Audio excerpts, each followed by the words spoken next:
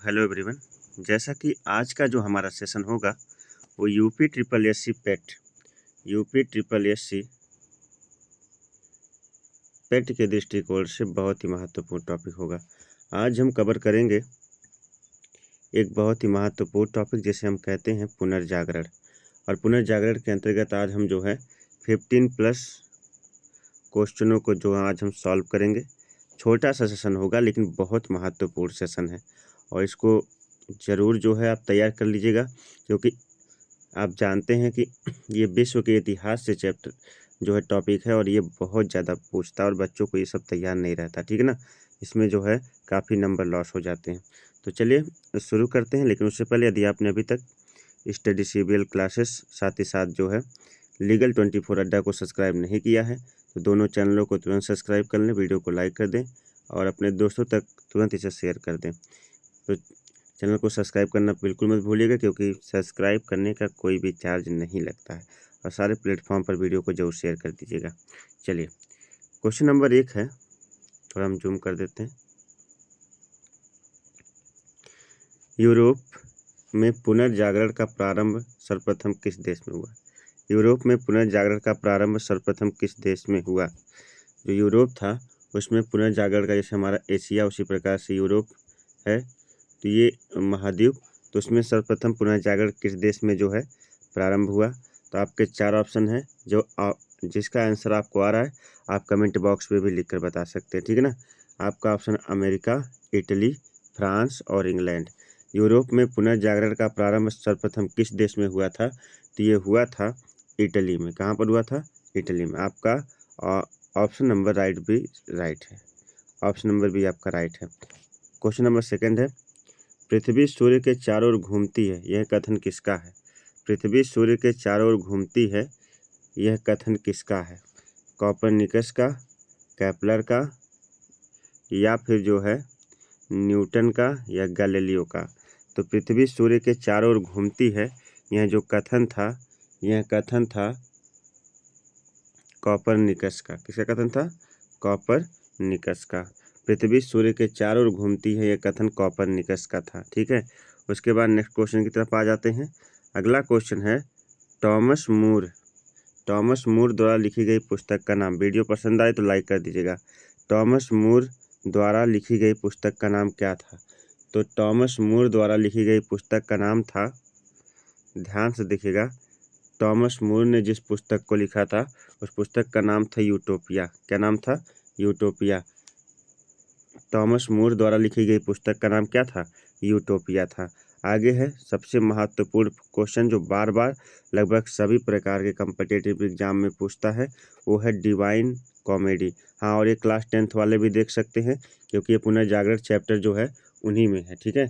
तो class 10th वाले भी इस सेशन को बड़े आराम से देख सकते हैं। ये तो कॉम्पिटिटिव एग्जाम के दृष्टिकोण से पढ़ाया जा रहा है, लेकिन क्लास 10th का ही ये चैप्टर है, तो 10th वाले सारे विद्यार्थी इसे देख सकते हैं, ठीक है। आप 10th वाले विद्यार्थियों तक भी शेयर कर दीजिएगा। डिवाइन कॉमेडी नामक ग्रंथ का लेखक कौन था? तो ये डिवाइन कॉमेडी मैकियावेली, दांते, पेट्रार्क और विलियम शेक्सपियर, 4 ऑप्शन आपके पास है। तो डिवाइन कॉमेडी के जो लेखक थे वे थे दांते। कौन थे? दांते जो है डिवाइन कॉमेडी के लेखक थे। डिवाइन कॉमेडी के लेखक कौन थे? दांते थे। अगला है, सांजियो राफेल कौन था? चित्रकार था, या लेखक था, या कवि था, या वैज्ञानिक था? तो उस समय देखिए सबसे ज़्यादा जो चलन में थे वो चित्रकार थे, इसलिए यहाँ पे ऑप्शन नंबर ए राइट हो जाएगा। सांजियो राफेल कौन था? एक चित्रकार था। अगला क्वेश्चन है, दूरबीन के आविष्कारक कौन थे? दूरबीन के आविष्कारक कौन थे? ध्यान दीजिएगा, दूरबीन के आविष्कारक कौन थे? न्यूटन, गैलीलियो, केपलर या कोपरनिकस? न्यूटन, गैलीलियो, केपलर और कोपरनिकस, इसमें से कौन सा राइट ऑप्शन हो जाएगा? दूरबीन के आविष्कारक कौन थे? ध्यान दीजिएगा, दूरबीन के जो आविष्कारक थे वे थे गैलीलियो। किनको माना जाता है? गैलीलियो को जो है दूरबीन का आविष्कारक माना जाता है। नेक्स्ट क्वेश्चन है, सेंट पॉल गिरजाघर कहाँ पे स्थित है? वीडियो को लाइक जरूर कर दीजिए। सेंट पॉल गिरजाघर कहाँ पे स्थित है? तो सेंट पॉल गिरजाघर जो है जर्मनी में सेंट पॉल गिरजाघर है ना, सॉरी, सेंट पॉल गिरजाघर जो है ये लंदन में स्थित है, जर्मनी नहीं होगा, लंदन होगा। सेंट पॉल गिरजाघर जो है, सेंट पॉल गिरजाघर जो है लंदन में स्थित है। उसके बाद जूलियस सीजर, बहुत फेमस रचना है। जूलियस सीजर के रचनाकार कौन थे? जूलियस सीजर के रचनाकार कौन थे? बहुत आसान सा क्वेश्चन है। जूलियस सीजर के रचनाकार थे विलियम शेक्सपियर। कौन थे? William Shakespeare. चलिए आगे बढ़ते हैं। अगला आगे आ चुके हैं, क्वेश्चन नंबर 8 तक खत्म हो गया। 9, द प्रिंस ग्रंथ के लेखक कौन थे? द प्रिंस ग्रंथ के लेखक कौन थे? प्लेटो, दांते, मैकियावेली या द रूसो ना, द रूसो। तो द प्रिंस ग्रंथ के लेखक कौन थे? तो द प्रिंस ग्रंथ के लेखक थे मैकियावेली। कौन थे? मैकियावेली, ठीक है, मैकियावेली। मार्को पोलो कहाँ का व्यापारी था? क्वेश्चन नंबर 10 है, मार्को पोलो कहाँ का व्यापारी था? तो मार्को पोलो कहाँ का व्यापारी था? क्वेश्चन नंबर 10 है, स्पेन का, चीन का, जापान का या इटली का? तो मार्को पोलो जो विश्व यात्री था, आप कह सकते हैं, वो कहाँ का व्यापारी था? तो मार्को पोलो जो है इटली का व्यापारी था। कहाँ का रहने वाला था? इटली का। क्वेश्चन नंबर 11, अंध महाद्वीप किसे कहा जाता था? अंध महाद्वीप किसे कहा जाता था?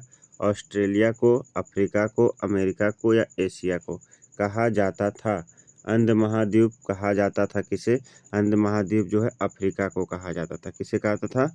अफ्रीका को। ऑप्शन नंबर 20 का 11वां का राइट हो जाएगा। अंध महाद्वीप जो है अफ्रीका को कहा जाता था, ठीक है ना। आगे बढ़ते हैं। समुद्रिक मार्ग से विश्व की परिक्रमा किसने सबसे पहले की थी? समुद्रिक मार्ग से विश्व की परिक्रमा सबसे पहले किसने की थी? कोलंबस ने की थी, मैगलेन ने की थी, हॉकिंसन ने की थी या फिर मार्को पोलो ने की थी? यानी समुद्री मार्ग से जो है पूरे विश्व की परिक्रमा सबसे पहले किसने की थी? तो समुद्री मार्ग की विश्व की परिक्रमा सबसे पहले मैगलेन ने की थी। किसने की थी? मैगलेन नामक जो है हाँ, मैगलेन ने सबसे पहले जो है दार्शनिक ने क्या की थी? पूरे विश्व की परिक्रमा की थी। किस मार्ग से? समुद्री मार्ग से।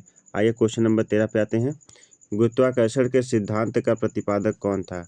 ये गुरुत्वाकर्षण के सिद्धांत का प्रतिपादक कौन था? किसने गुरुत्वाकर्षण का सिद्धांत दिया था? गुरुत्वाकर्षण के जनक कौन है? ठीक है ना। ये एक ऑप्शन, क्वेश्चन नंबर 13, इसका जवाब आप कमेंट बॉक्स में लिखकर बताइएगा। गुरुत्वाकर्षण देने वाले वैज्ञानिक कौन थे? ठीक है, किन्होंने गुरुत्वाकर्षण का सिद्धांत दिया था या गुरुत्वाकर्षण का जनक किन्हें कहा जाता है? ऑप्शन आपके हैं न्यूटन, आर्किमिडीज, थॉमस मूर और बुकेसियो। इसका जवाब आप कमेंट बॉक्स में लिखकर बता दीजिएगा, ठीक है ना। अगला क्वेश्चन है, उपनिवेशों की स्थापना में सबसे अधिक सफलता किस देश को प्राप्त हुई? उपनिवेशों की स्थापना में सबसे अधिक सफलता किस देश को प्राप्त हुई? फ्रांस को, पुर्तगाल को, इंग्लैंड को या स्पेन को? तो उपनिवेशों की स्थापना में सबसे अधिक सफलता जिस देश को प्राप्त हुई, उस देश का नाम है इंग्लैंड को। किसको? इंग्लैंड को जो है उस समय उपनिवेशों की स्थापना में सबसे अधिक सफलता प्राप्त हुई थी। आपका क्वेश्चन नंबर 14 का 7 है और 13 का जो है आपको गुरुत्वाकर्षण सिद्धांत के प्रतिपादक कौन थे, ये आपको कमेंट बॉक्स में लिखकर बताना है। उसके बाद कुस्तुस्तुनिया, क्वेश्चन नंबर 15, कुस्तुस्तुनिया पर तुर्कों का अधिकार किस वर्ष हुआ था में हुआ? कुस्तुस्तुनिया पर तुर्कों का अधिकार किस वर्ष में हुआ? ये 15वें क्वेश्चन पर हम चल रहे हैं। तो ये है 1451, 1453 या 1498 या 1515। कुस्तुस्तुनिया पर तुर्कों का अधिकार किस वर्ष में हुआ था? 1451, 1453, 1498, 1515। तो कुस्तुस्तुनिया पर तुर्कों का अधिकार हुआ था 1453 में। कब हुआ था? 1453 में, ठीक है। उसके बाद माइकल एंजेलो मुख्यतः कौन था? चित्रकार था, मूर्तिकार था, दार्शनिक था, कवि था? मैंने कहा था उस समय तक चित्रकार बहुत ज़्यादा भर भर के थे, इसलिए माइकल एंजेलो भी क्या था? एक चित्रकार था। क्या था?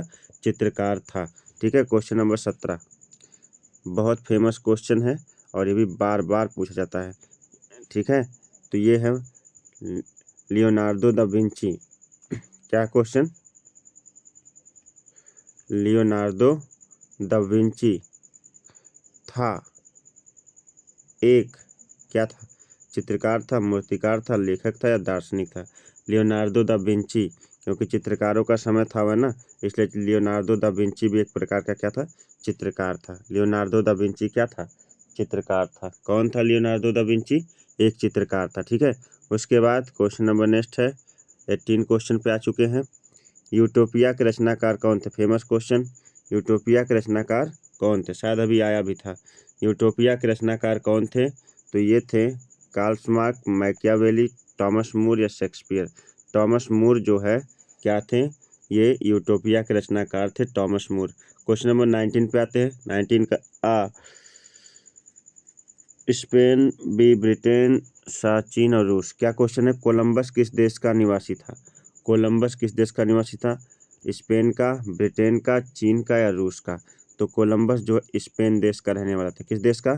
स्पेन देश का रहने वाला था, स्पेन देश का। इस प्रकार से 15+ अर्थात 90 क्वेश्चन तक हमने आपको आज सॉल्व कराया, और सारे क्वेश्चन जो है कम्पिटेटिव दृष्टिकोण से बहुत ज़्यादा महत्वपूर्ण है। क्लास 10th वालों के लिए भी पहला लेसन उनके बुक का, इसलिए वो भी तैयार कर लेंगे। तो कैसे लगा आज का क्लास कमेंट बॉक्स में लिखिएगा, और एक 13वां क्वेश्चन जो हमने आपको दिया है उसका आप आंसर कमेंट बॉक्स में जरूर लिखिएगा। गुरुत्वाकर्षण के सिद्धांत के प्रतिपादक कौन है? जरूर कमेंट बॉक्स में लिखकर बताइएगा। बाकी वीडियो पसंद आए तो लाइक कर दीजिएगा, चैनल पर नए हैं तो जरूर सब्सक्राइब कर लीजिए, और साथ ही साथ जो है लीगल 24 अड्डा को ज़्यादा से ज़्यादा सपोर्ट करिए, और अपने सभी दोस्तों तक इस वीडियो को ज़्यादा से ज़्यादा शेयर करिए। चलिए मिलते हैं एक नई वीडियो के साथ, तब तक के लिए आप सभी को नमस्कार, बाय बाय, जय हिंद।